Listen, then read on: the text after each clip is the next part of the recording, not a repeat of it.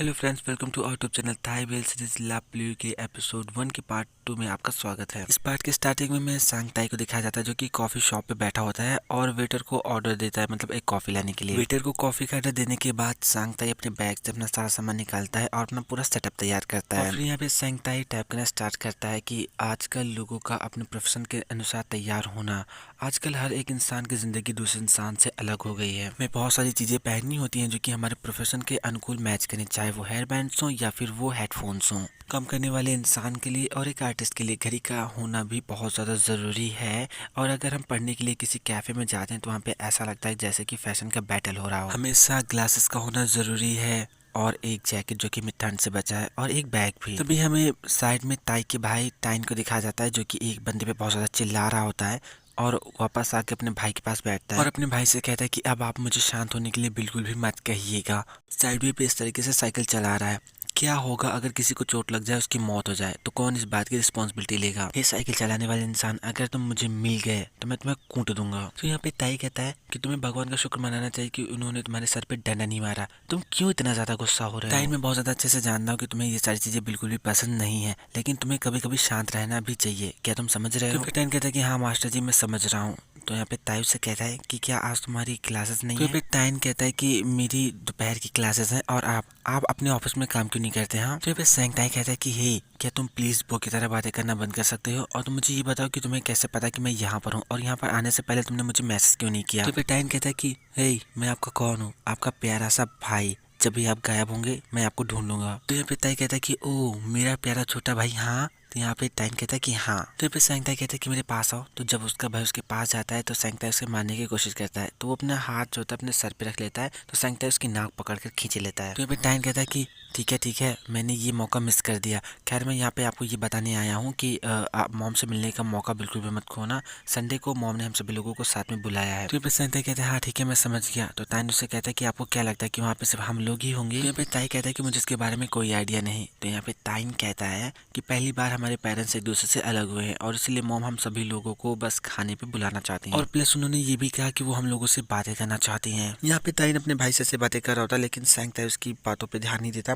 तो ताई कहता है कि हे ब्रो, इस तरह से मूर्ति बन के मत बैठो। तो यहाँ पे टाइन ताई के लैपटॉप में झांक के देख रहा होता है। तो ताई कहता है कि क्या? हाँ। यहाँ पे टाइन कहता है कि आपका काम लगभग पूरा हो गया है, क्या आप हमारे साथ बुक शॉप पे चलना चाहते हैं? तो यहाँ पे ताई कहता है कि क्या, एक किताबों की दुकान पे? हाँ बिल्कुल, मैं चलना चाहता हूँ, बस तुम थोड़ा सा रुको, मैं इसको थोड़ा सा पूरा कर लूँ। तुम चुपचाप से अपना मुंह बंद करके यहाँ पर बैठो और मुझे बिल्कुल भी डिस्टर्ब मत करना। और फिर यहाँ पे दोनों भाई इस बात पे एग्री करते हैं और डील करते हैं। तभी यहाँ पे जो टाइन होता है वो चिल्ला चिल्ला के कॉफी ऑर्डर कर रहा होता है। तो यहाँ पे सॉन्ग था उसके सर पे एक जोर से मारता है और उससे कहता है कि मैंने अभी तुमसे कहा ना कि मुझे डिस्टर्ब मत करो, चुपचाप बैठो। लेकिन यहाँ पे टाइन फिर से चिल्ला के ऑर्डर करता है। तो ताई उससे कहता है कि क्या, तुम क्या करो? तो यहाँ पे टाइन कहता है कि मैं बस ऑर्डर दे रहा हूँ। तो फिर सैंग ताई कहता है कि अपनी चोट बंद करो। तो उसका भाई अपना मुंह बंद करके बैठ जाता है और यहाँ पे सैंग ताई जो था अपने हेडफोन को लगा के आराम से काम करना स्टार्ट करता है। लेकिन उसका भाई टाइन अभी भी उसे बहुत ज्यादा डिस्टर्ब कर रहा होता है। हालांकि वो बोलता नहीं है, लेकिन फिर भी एक्टिंग से उसे बहुत ज्यादा डिस्टर्ब कर रहा होता है। नेक्स्ट सीन में ताई और तीन दोनों को मतलब बुक शॉप पे दिखाया जाता है जहाँ पे लोग बुक शॉप की बहुत ज्यादा तारीफें करते हैं। सैंग ताई कहते हैं कि 1 मिनट मुझे पहले चेक तो करने दो। और तभी यहाँ पे अपने पास्ट का एक मोमेंट याद करता है जहाँ पे बारिश हो रही होती है और वो मतलब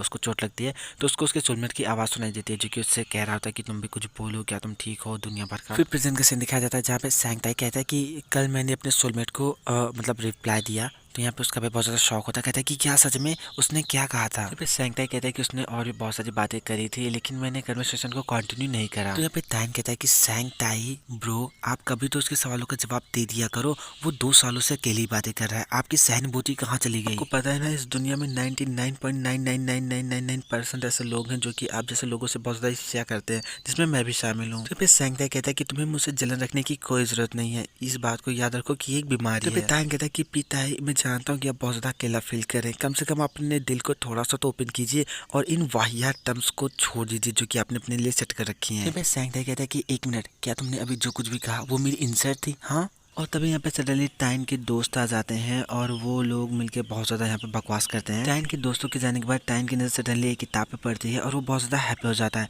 वो दौड़कर उस किताब के पास जाता है और कहता है कि ब्रो, मैं इसी किताब को बहुत लंबे समय से ढूंढ रहा था। तो यहाँ पे टाई कहता है ठीक है, कॉन्ग्रेचुलेशन बोलकर वो वहाँ से चला जाता है और टाइन उस किताब को वहीं पर रखकर दूसरी किताबें देखने चला जाता है। और जब वो वापस आता है तो वहाँ पर उसकी किताब नहीं होती। तभी यहाँ पे टाइन देखता है कि उसकी किताब एक लुम्फोन नामक आदमी के हाथों में होती है। तो यहाँ पे टाइन उसको आवाज देता है, कहता है लुम्फोन, जो किताब तुमने ली है वो एक्चुअली मेरी है। तो यहाँ पे लुम्फोन उससे पूछता है कि क्या तुमने ये किताब खरीद ली है। तो यहाँ पे टाइन कहता है कि नहीं, वो एक्चुअली मैंने इसे ड्रॉवर से नीचे रखा था और मैंने इस किताब को रिजर्व रखा। मैं कुछ और किताबें देखना चाहता था और इसलिए मैंने इसे यहीं पर छोड़ दिया। तो यहाँ पे लुम्फोन कहता है तो इसका मतलब ये है कि तुमने ये किताब नहीं खरीदी। तो यहाँ पे टाइन कहता है लेकिन मैंने इसे रिजर्व तो किया था। फिर लुम्फोन कहता है लेकिन तुमने इसे नहीं खरीदी, तो तुम इसको अपनी किताब कैसे बोल सकते हो। तभी यहाँ पे टाइन लुम्फोन से किताब छीनने लगता है और कहता है कि ये मुझे वापस कर दो, तुम वो किताब नहीं ले सकते जो मैंने रिजर्व की है। तो यहाँ पे लुम्फोन कहता है कि अगर तुमने इसे नहीं खरीदी है तो तुम्हारी नहीं है। तो यहाँ पे टाइन कहता है कि क्या तुम मुझे गुस्सा दिलाने की कोशिश कर रहे हो। यहाँ पे लुम्फोन मना करता है। तो टाइन उससे कहता है कि मैं समझ गया कि तुम्हारे दोस्त क्यों नहीं है। तो यहाँ पे लुम्फोन कहता है कि दोस्त और भी तुम्हारे जैसा ना बाबा ना। तो ये सुनकर टाइन को बहुत ज्यादा गुस्सा आता है और लुम्फोन से कहता है कि तुमने क्या कहा, क्या तुम मुझसे फाइट करना चाहते हो। टाई आता है और टाइन को रोकने की कोशिश करता है। तो यहाँ पे टाइन कहता है कि इसने मेरा वो सामान ले लिया जो कि मैंने रिजर्व किया था, ये बहुत ज्यादा एनोइंग और बहुत ज्यादा बकवास आदमी है। तो यहाँ पे टाई कहता है कि तुम क्या बोल रहे हो, इस बात का ध्यान रखो कि तुम पब्लिक प्लेस में हो, मुझे बताओ क्या हुआ है। तो यहाँ पे टाइन कहता है कि आपने देखा ना कि मैंने वो किताब वहाँ से बाहर निकाली और फिर मैंने उसे वहाँ पे रख दी। फिर मैं दूसरी किताब देखने के लिए थोड़ा दूर गया, लेकिन जब मैं वापस आया तो उसने मेरी किताब ले ली। जरा उसे देखिए, उसके हाथों में मेरी किताब है। क्या अब आपको सब कुछ समझ में आ गया। टाई लुम्फोन से कहता है कि मैं अपने भाई की तरफ से माफी चाहता हूँ। टाइन कहता है कि पिताई आप क्या बोल रहे हैं, क्या मेरी बातों को नहीं सुन रहे हैं। तो पिताई कहता है कि मैं तुम्हारी बातों को सुन रहा हूँ। तुमने उस किताब को वहाँ से निकाल कर वहाँ पे रखा और उसके बाद फिर तुम वहाँ पे टहलने चले गए, उस किताब को वहीं पे छोड़कर। तुमने उसके लिए पैसे नहीं पे किए। तो दूसरे लोग वो किताब तो ले ही जा सकते हैं, उनके पास पूरा का पूरा अधिकार है ऐसा करने का। तो यहाँ पे लुम्फोन कहता है कि क्या आप सेंटाई के भाई हो। तो यहाँ पे ताई कहता है कि हाँ, मैं उसका भाई हूँ, सैंग ताई। लुम्फो कहता है कि मेरा नाम लुम्फोन है और मुझे ऐसा लगता है कि आपके भाई के पास कोई सेंस नहीं है। तो उसका भाई चिल्ला के कहता है कि तुम्हारे पास कोई सेंस नहीं है। फिर लुम्फो इन लोगों को बाय बोलकर वहाँ से चला जाता है। फिर टाइन फिर से उससे अपनी किताब छीनने के लिए दौड़ता है। तो ताई उसको रोकता है, कहता है कि रुक जाओ, तुम्हें इतना गुस्सा करने की कोई जरूरत नहीं है, शांत रहो। नेक्स्ट सीन में सैंग ताई को बाथरूम से बाहर निकलते हुए दिखा जाता है। बाथरूम से निकलकर वो अपने बेड के पास आता है और अपने टॉवल को बच्चों के जैसे मतलब ऐसे दूर फेंकता है और फिर अपना लैपटॉप ओपन करके बेड पे बैठ जाता है और अपने मॉम डैड के साथ, अपनी पूरी फैमिली के साथ बिताए हुए पुराने पलों को बहुत ज़्यादा याद कर रहा होता है। और तभी यहाँ पे बिजली कड़कने लगती है और बारिश होने लगती है। बारिश की शुरुआत होते ही सैंगताई जो होता है अपना लैपटॉप दूर रख देता है और तभी यहाँ पे उसको उसके सोलमेट की आवाज़ सुनाई देने लगती है, जो कि एक बहुत प्यारा सा लव सॉन्ग गा रहा होता है। हमें यहाँ पे उसके सोलमेट का बस ऐसे लिप्स दिखाए जाते हैं, बहुत ज़्यादा फेस नहीं दिखाया जाता।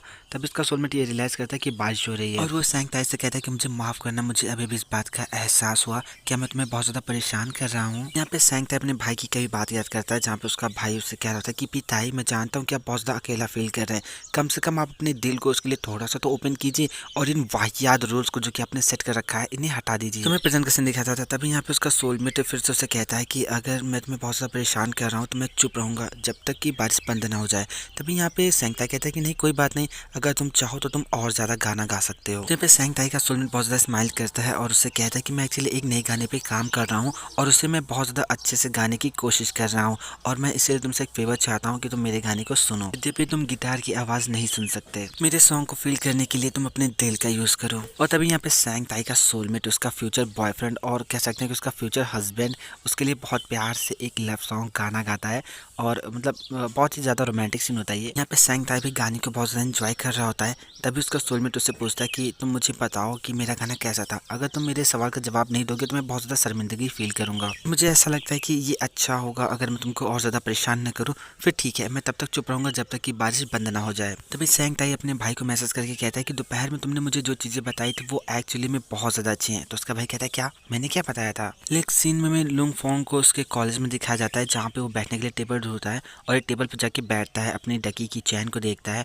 और अपने बैग से किताबें निकाल कर उसे पढ़ने लगता है। और तभी वहाँ पे टाइन आता है और लुम्फोंग से कहता है ओ तो तुम मजे कर रहे हो। हाँ। यहाँ पे लुम्फोंग कहता है क्या तुम मुझसे बातें कर रहे हो। तो यहाँ पे टाइन कहता है कि नहीं, शायद एक कुत्ते से बात कर रहा हूँ। और फिर उससे कहता है कि ओह तो तुम आजकल जापानीज और कोरियन इन दोनों मूवीज पे एनालाइज कर रहे हो और मुझे पता चल गया कि तुम इतना ज़्यादा स्मार्ट नहीं हो कि तुम खुद से एनालाइज कर सको, और इसीलिए तुम इस बुक का सहारा ले रहे हो। खैर मुझे तो बस अभी भी पता चला कि तुम्हारा जैसा टॉप स्टूडेंट खुद से मूवीज को एनालाइज नहीं कर सकता। और इसी तरह से यहाँ पे ये दोनों लोग कुत्ते और बिल्ली के जैसे लड़ने लगते हैं। तो यहाँ पे टैन की बातों से परेशान होकर लुम्फोन वहाँ से जाने लगता है। तभी टेबल के नीचे से पिंगपोंग नाम का आदमी निकलता है और कहता है कि तुम लोग क्या इतना जोर जोर से चिल्ला रहे हो, लेकिन तुम दोनों को मारधार करनी है तो यहाँ से बाहर जाकर वहाँ पे करो, और हाँ मुझे ज़रूर बताना कि तुम दोनों में से कौन जीता। और इसी तरह के यहाँ पे सब लोग बहुत ज़्यादा बकवास कर रहे होते हैं जिसका कोई खास मतलब नहीं है। नेक्स्ट सीन में सैंग ताई को दिखाया जाता है जो कि ऑफिस से निकल रहा होता है। तभी उसके पीछे से वो चिल्लाती हुई आ रही होती है कि ताई ताई रुको, मैं भी तुम्हारे साथ चलूंगी। तो पे सैंग ताई कहता है क्या मेरे साथ चलोगी, तुम्हें पता है ना मैं बस से जाता हूँ और तुमको बस से जाना बिल्कुल भी पसंद नहीं। तो यहाँ पे वो कहती है कि मैं अभी अपना एटीट्यूड छोड़ रही हूँ क्योंकि मैं तुमसे बात करना चाहती हूँ। नॉर्मली हम लोग इतना ज़्यादा बातें नहीं कर पाते हैं। वैसे मुझे ये बताओ कि तुम्हें बस से जाना इतना ज़्यादा पसंद क्यों है, क्या तुम बस से जाते जाते थक नहीं जाते। तो फिर सैंग ताई कहता है कि मैं बहुत ज़्यादा जल्दी में नहीं रहता, बस में जाने से मुझे मौका मिलता है चीज़ों के बारे में सोचने का, और ये सच में बहुत ज़्यादा मज़ेदार है। तो यहाँ पे वो चिढ़ाते हुए बोलते कि मज़ा आता है, हाँ ये बहुत ज़्यादा एनोइंग है समझे। तभी सैंग ताई ऑफिस से बाहर निकलता है, उसको बहुत प्यारी सी बिल्ली दिखती है, और तभी यहाँ पे उसके पीछे पीछे वो भी चिल्लाते हुए आ रही होती है ताई ताई और दुनिया भर का सब। और यहाँ पे दोनों ही बहुत ज़्यादा प्यार से बिल्ली को देख रहे होते हैं, बिल्ली इन लोगों को देख रही होती है। तभी यहाँ पे वो कहती है कि इसके बारे में बिल्कुल मत सोचना, ये मुझे काट भी सकती है। तभी यहाँ पे सैंग ताई बिल्ली के पास जाता है और उसको बहुत प्यार से पुचकारने लगता है। तभी यहाँ पे वो कहती है कि हे अगर वो तुम्हें काट लेगी तो बिल्कुल भी अच्छा नहीं होगा। और तभी यहाँ पे सैंग ताई बहुत प्यार से उससे बातें करता है और उसका बहुत ज़्यादा अच्छे से नाम रखता है। और वो बोझ से कहता है वो क्या तुम्हें डर लग रहा है। तो वो कहती है नहीं मुझे बस इसकी मौत का डर लग रहा है। हे सुनो एक मिनट, तुम इसको घर पे लेके बिल्कुल भी मत जाना। तभी यहाँ पे सैंग ताई स्माइल करता है और कहता है कि मुझे ऐसा लगता है कि मैं ऐसा कर सकता हूँ। तो यहाँ पे वो कहती है कि तुम कभी भी मेरी बात नहीं सुनते हो, हे रुको मेरी बात तो सुनो। लेकिन यहाँ पे सैंग ताई उसकी कोई बात नहीं सुनता और बिल्ली लेकर वहाँ से जाने लगता है।